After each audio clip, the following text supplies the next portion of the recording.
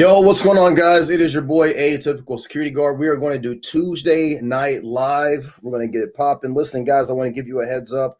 I'm using my desktop that runs just general Windows. Okay, so I'm using my regular desktop computer. This is not my normal MacBook.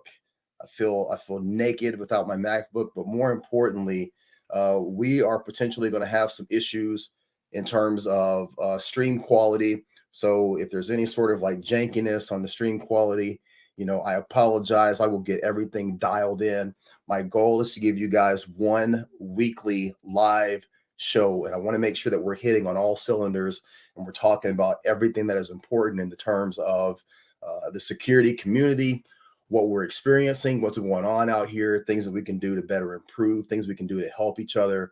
It's important that we have a place for us, a hub to talk about these things and get these things out in the open so that we can be better. And also, guys, look, man, we've had this community going for almost 3 years. It's crazy to believe that, when I started this channel in late 2020, I was just an average guy, trying to get some information about being a security guard. And a lot of that information, it just wasn't really readily available. So, hey, where there is no path, you blaze your own. And that's what we've done here.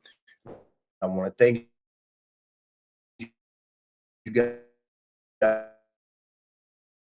for being a part of this community, being a part of what I have done. You guys have been here. Stand by here. We got some glitches coming through.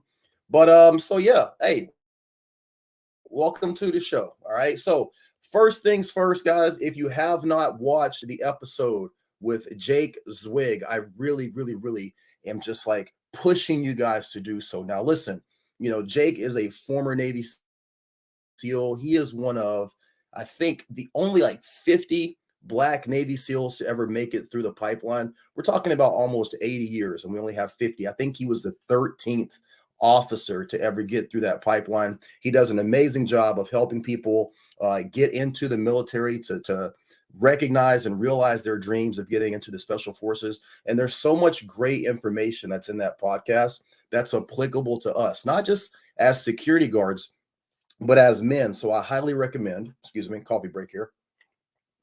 Highly recommend that you guys take the time to watch Jake's video and go to his page and listen to the conversations. He's got over, I think, 300 videos, which are mostly videos of him talking to prospective Navy SEALs, prospective Army Rangers, and just the conversations that they're having are so important and they're so applicable to what we're doing. Like I said, not just as security guards, but as men in general. So a little bit of house cleaning. Measure 114, for those of you who aren't aware, do not remember, or don't live in Oregon.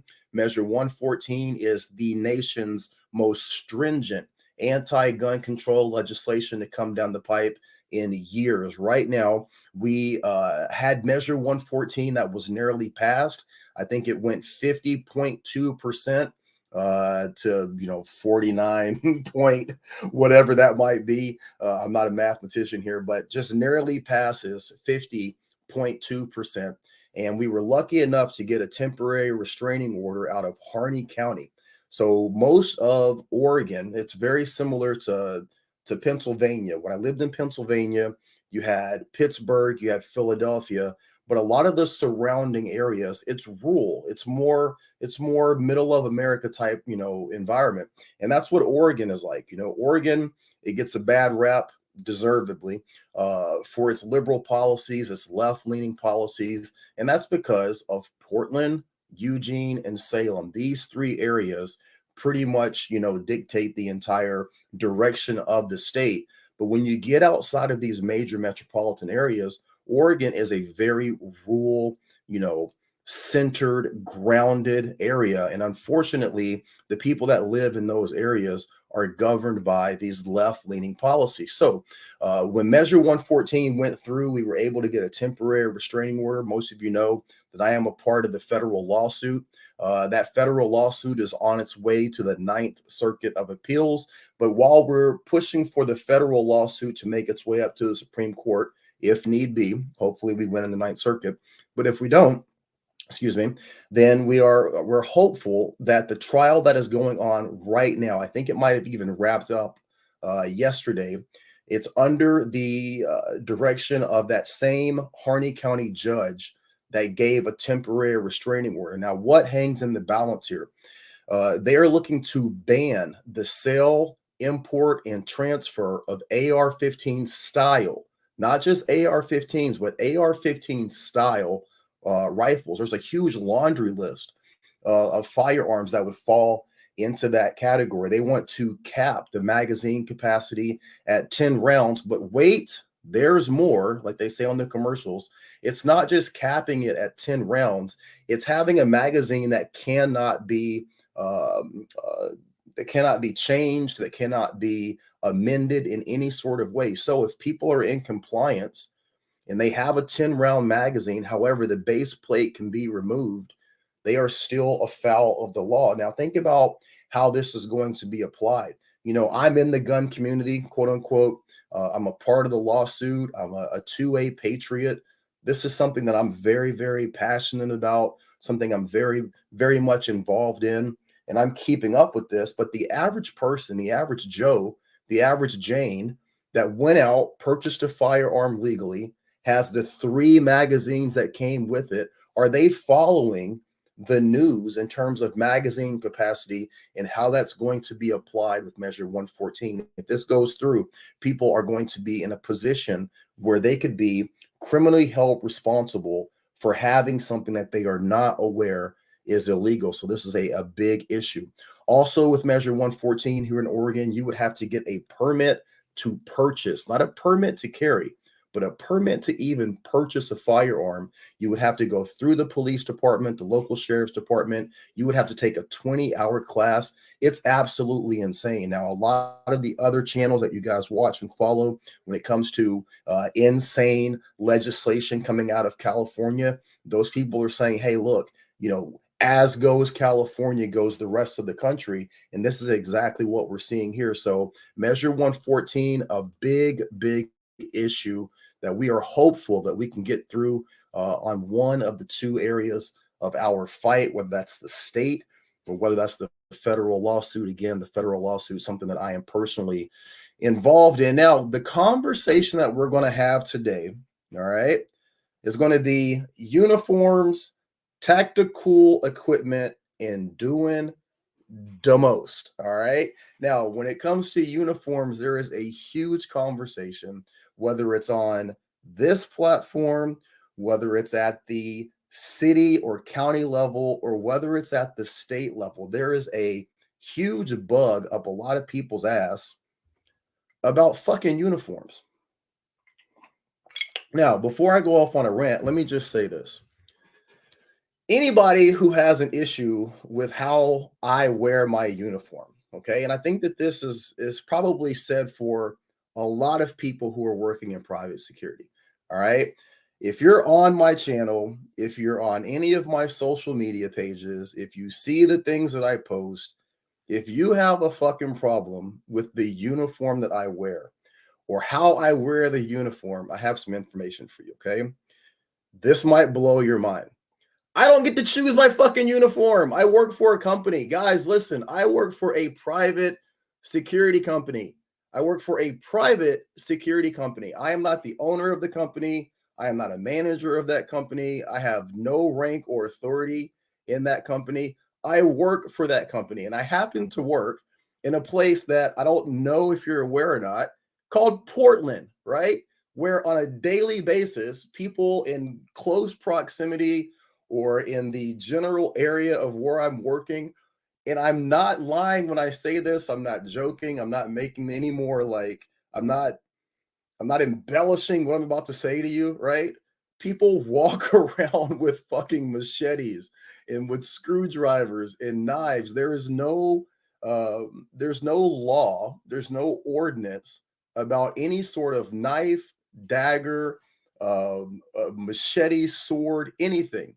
The only rule about any sort of puncture device is that it has to be open carried, and open carried they are. They're carried in backpacks. They're carried on people's hips. They're carried on their back. I'm not sure if people don't understand the location that I personally work in, or the people that work within the company that I work for work in, but we are constantly dealing with just the most insane lunacy. I wish that I had the ability to wear a body camera and share a lot of the footage of the things that I deal with on a daily basis, but people carrying machetes, people utilizing machetes, people utilizing knives, pulling out firearms. I mean, just a month ago, guys, a month ago, we had the situation where 1 block away, 2 blocks away from where I normally work, unfortunately, Bobby Smallwood was killed while doing his job.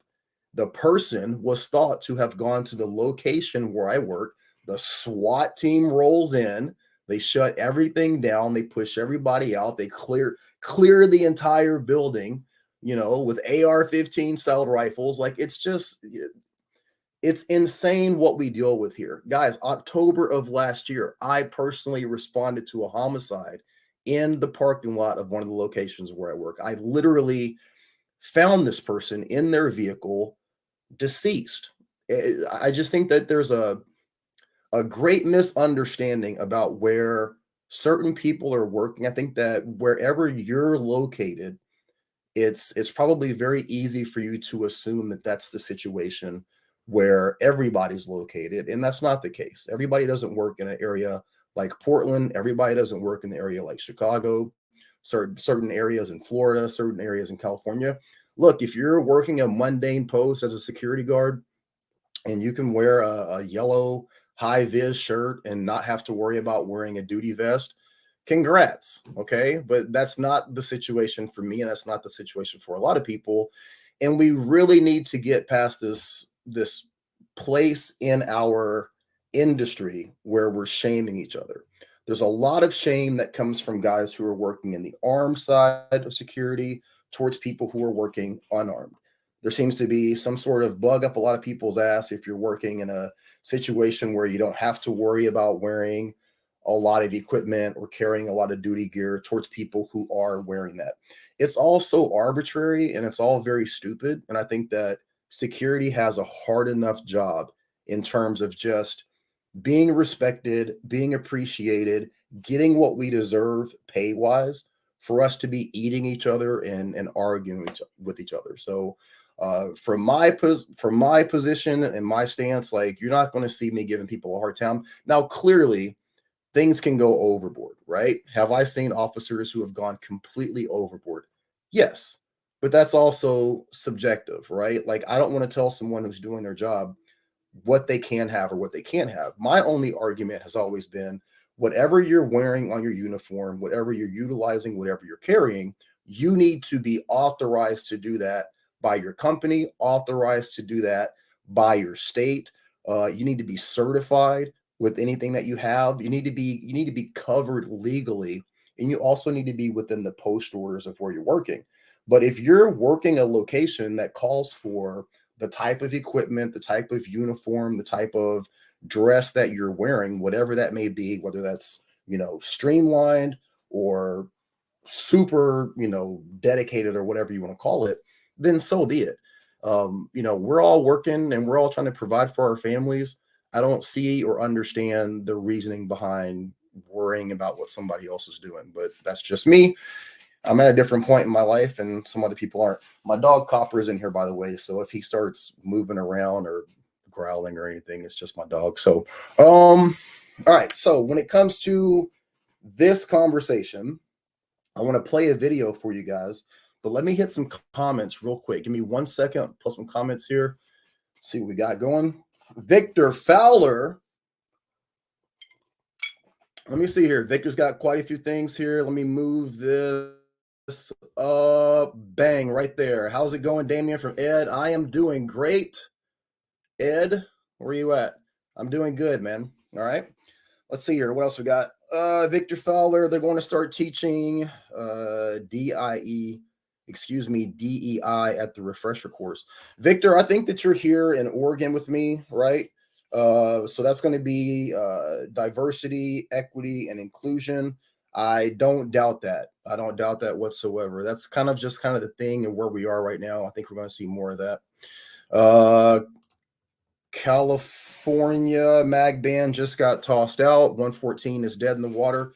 Okay, so when it comes to the California mag ban, most of you guys, if you're following the channels that are giving you guys updates on this, yes, the California magazine ban, I believe, was basically found to be unconstitutional. However, California was granted a 10-day restraining order. So when this new information, when this new case went in favor of the good guys, right, the pro 2A guys, that would have reversed California's magazine ban. However, that gave California the opportunity to basically appeal.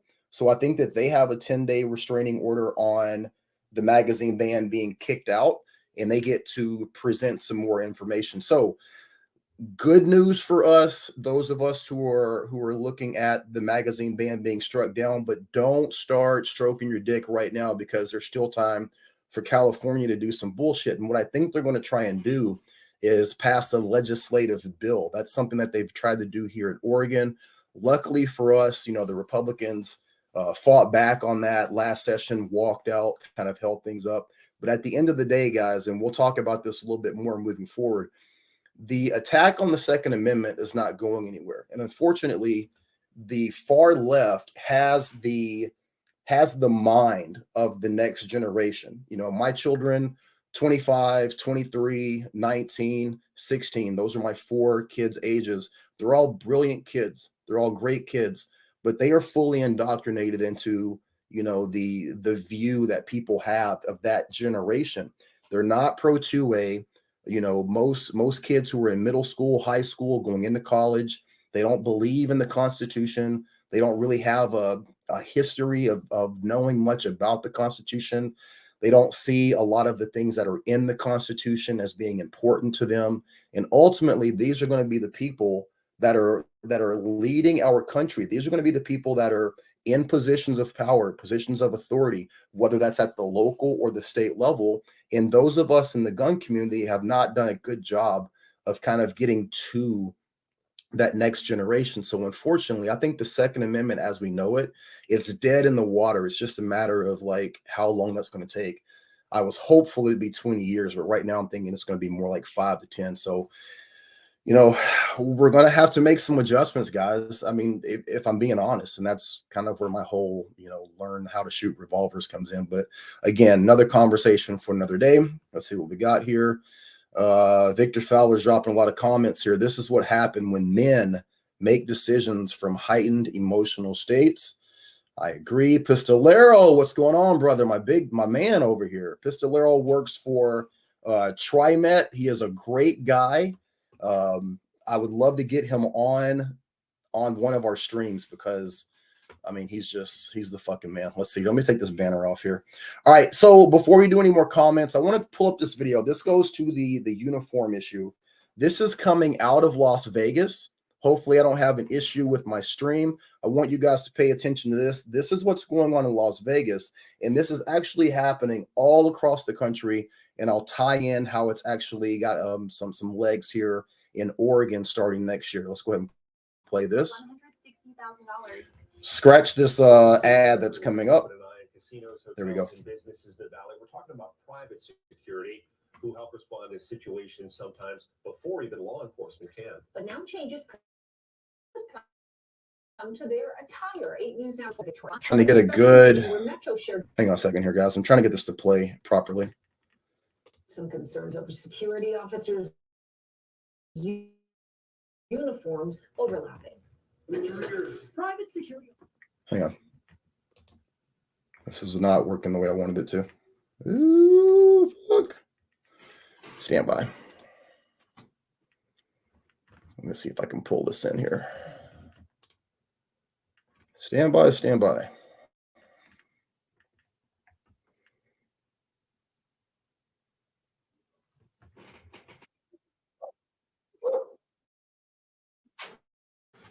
Okay, we're going to have a small commercial that plays here. Just roll with that. Sometimes I don't want to touch the stream. Even law enforcement can.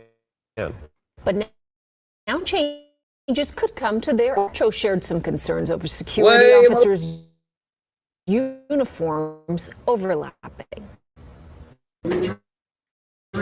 Private security officers are out up the valley, oftentimes Hang on. wearing heavy-duty. Let me get this out of here. Stand by. Okay, share screen in a window.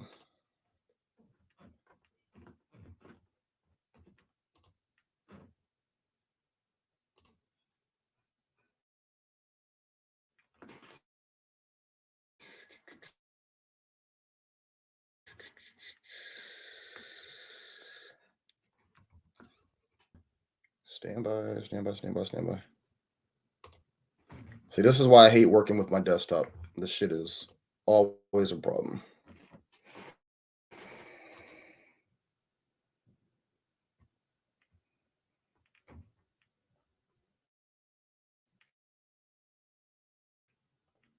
Okay, pray that this comes up.